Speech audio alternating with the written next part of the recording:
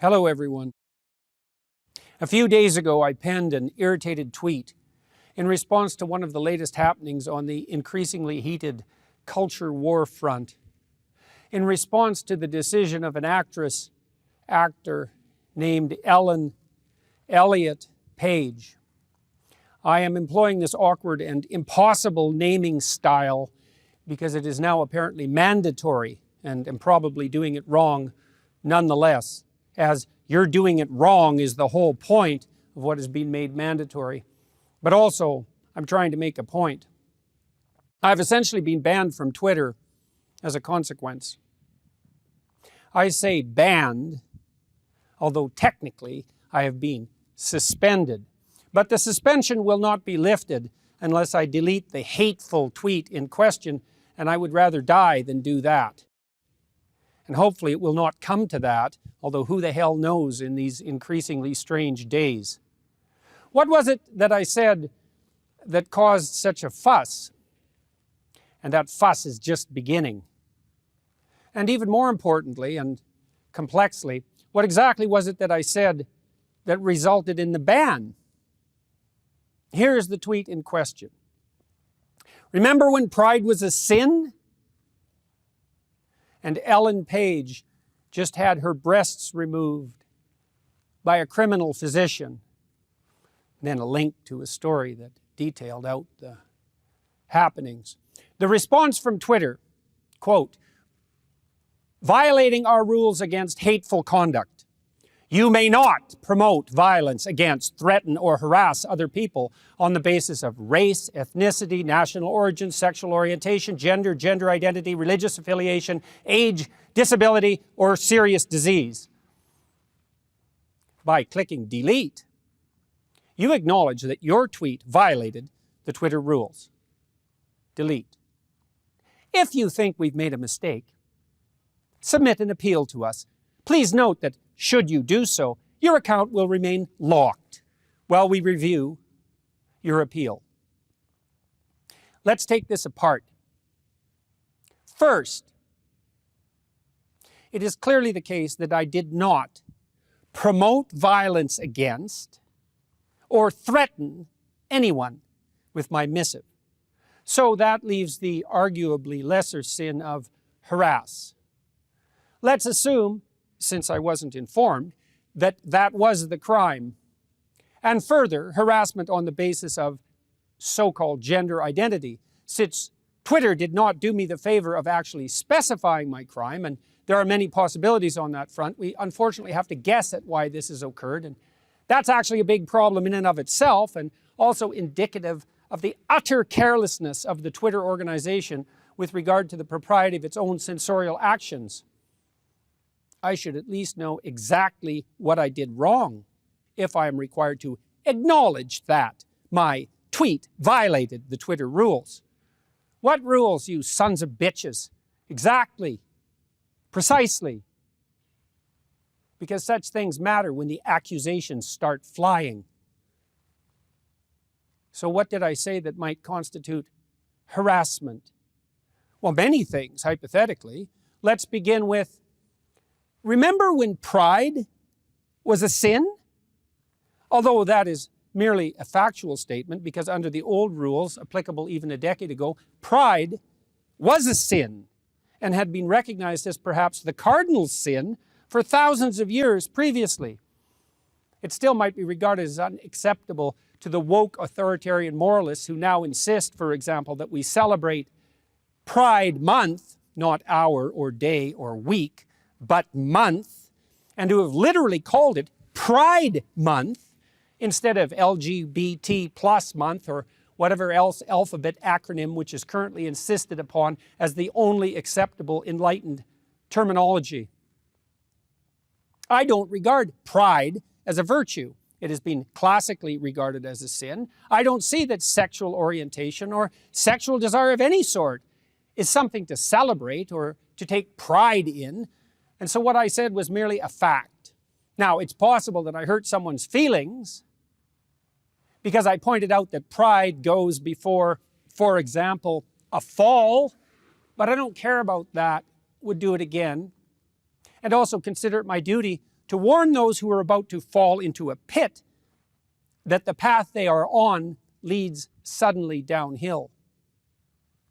But that was probably not the reason that I was banned from Twitter, although, as I said, I am in the position of having to guess.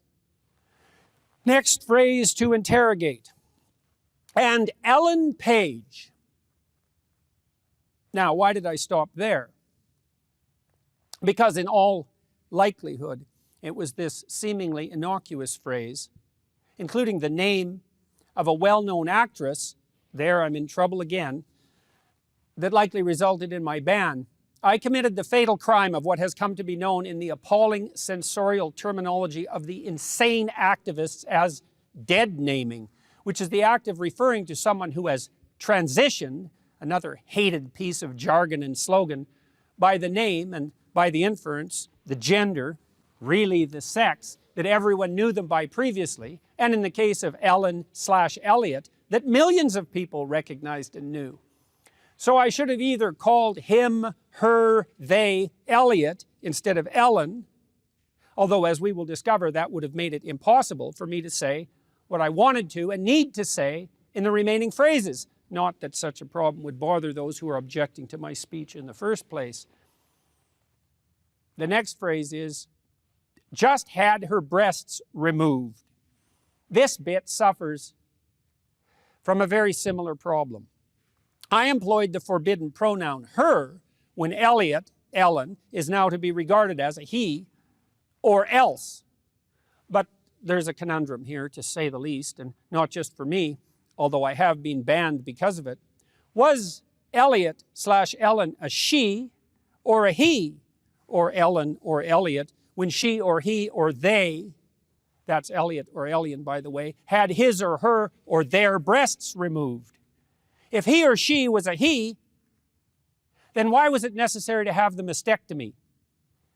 And how could those I am writing to make sense of what I was saying if it was his breasts that were removed?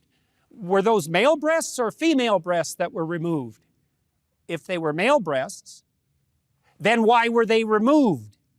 If they were female breasts and had therefore become objectionable to the degree that surgery generally reserved for cancer treatment was required, was morally obligatory, then wasn't Elliot still Ellen and he still she?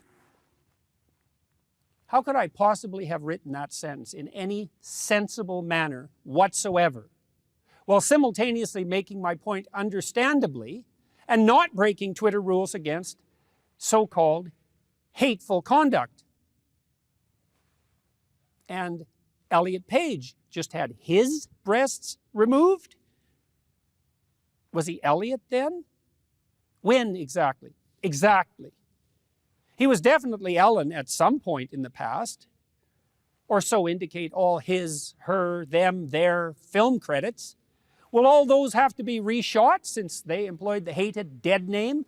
That doesn't exist, by the way, that dead name category, except in the sensorial and addled minds of a tiny fraction of insanely narcissistic and increasingly dangerous trans activists. When precisely was it incumbent on me to switch my terminology in regard to Elliot/Ellen so that I was not engaging in hateful conduct? And how can I describe the fact that someone who was once a woman, and really still is, had her breasts cut off because she, he, they, their, them had fallen prey to a viciously harmful fad without using the appropriate sex-linked pronoun and the real name of the real person to whom this was really done with his, her, their voluntary but unfortunate acquiescence? And so it was impossible to communicate what had happened to my audience without apparently running afoul of the impossible and absurd rules that now hypothetically govern morality itself in the days of the degenerated postmodern and Marxist ethos that we must still, no matter how impossible it is, abide by or else. And you might object, Ellen/Elliot is an adult, 30-something, and fully capable of making up his, her, their own mind about such things, and she, he, they are welcome from the liberal and the libertarian position to go to hell in a handbasket as she, he, they see fit. and fair enough to some degree.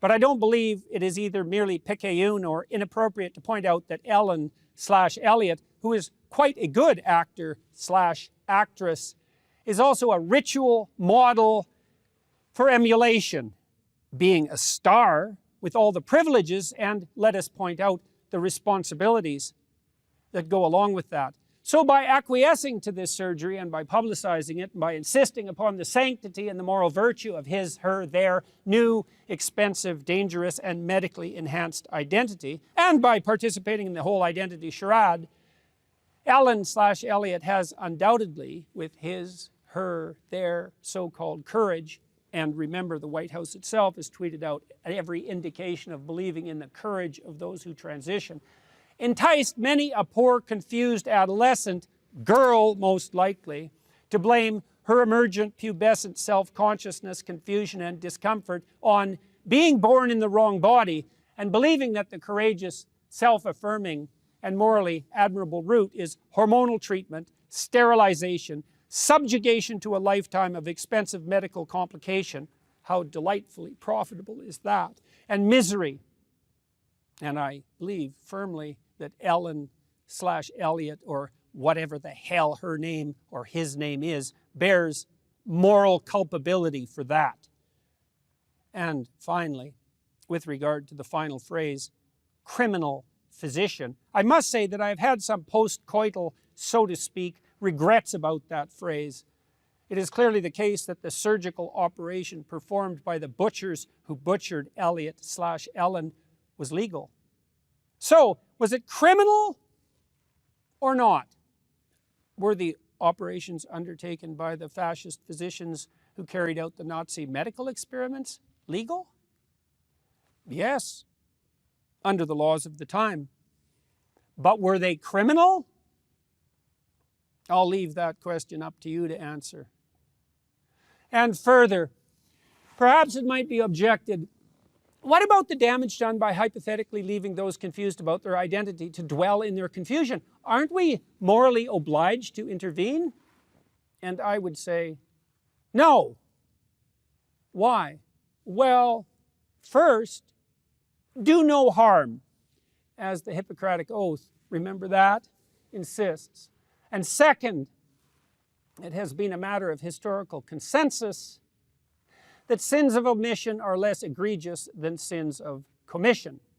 Thus, leaving someone with gender dysphoria, no matter how warranted, and perhaps it is in a very tiny minority of truly unfortunate cases, to suffer the consequences of the theoretical mismatch between soul and body is less of a risk ethically, personally, socially, and philosophically than the extremely active intervention that constitutes so-called gender-confirming, another hated phrase, surgery.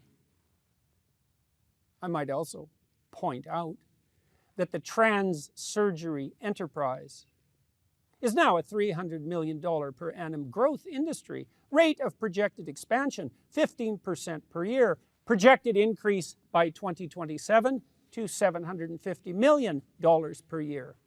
An expanding enterprise in a time of global uncertainty. Time to invest, both in the requisite surgical skills and perhaps in any industry associated with this vicious and unconscionable fad, primarily entangling, as such things so often do, the youthful and female. Isn't that a concern, intersectionalists? Not when push comes to shove or ideology to scalpel. Is that not a true moral hazard? And I'm not taking down that tweet or acknowledging that my tweet violated the Twitter rules. Up yours, woke moralists. We'll see who cancels who. Twitter's a rat hole in the final analysis, and I have probably contributed to that while trying to use, understand, and master that horrible, toxic platform. No doubt I owe some apologies for that, and I'm trying to learn, but it's a relief in some real sense to be banned, and I regard it under the present conditions as a badge of honor.